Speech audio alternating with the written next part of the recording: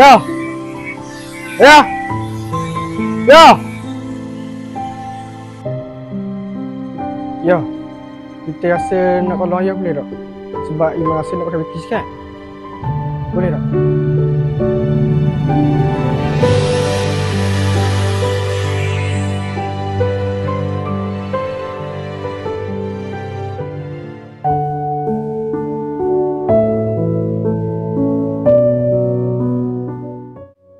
Abang, beri je lah Imah kerja dengan abang. Kau lain pun anak kita juga.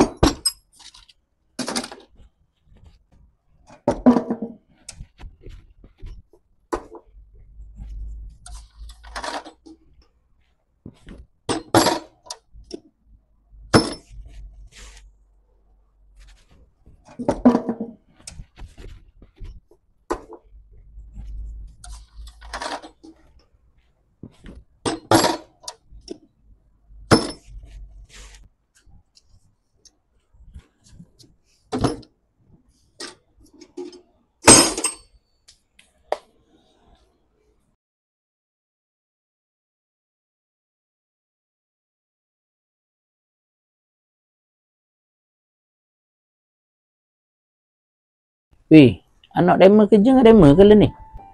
Anak hamba? Ha. Kerja dengan hamba?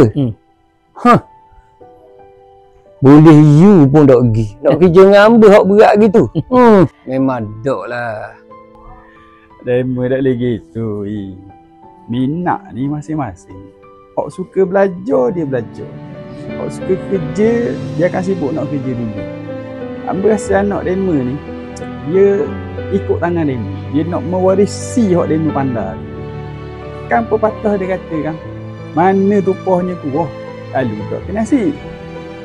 Betul dah bang. Ha.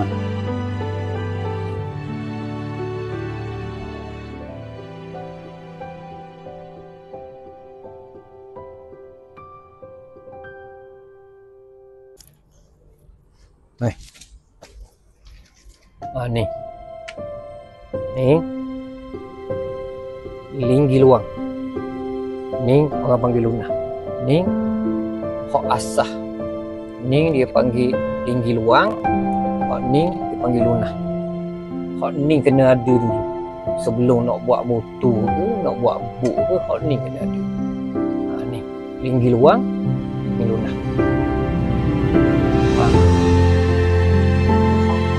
Okey. Buat dia comel sikit. Dia comel.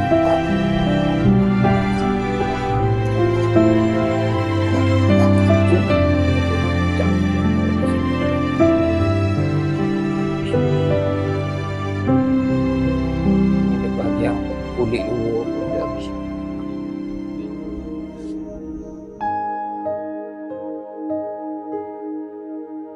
Ayah, betul ke ayah dulu kerja dengan Tok Ki? Ha. Memang dulu ayah kerja dengan Tok Ki. Bapa ayah nak kerja dengan orang lain je. Kalau ayah kerja lain, agak-agak mak boleh tak merasa duduk atas motor ke laut besar ni. Oh, kiranya ayah mewarisi Tok Ki buat dulu. Pandai anak ayah.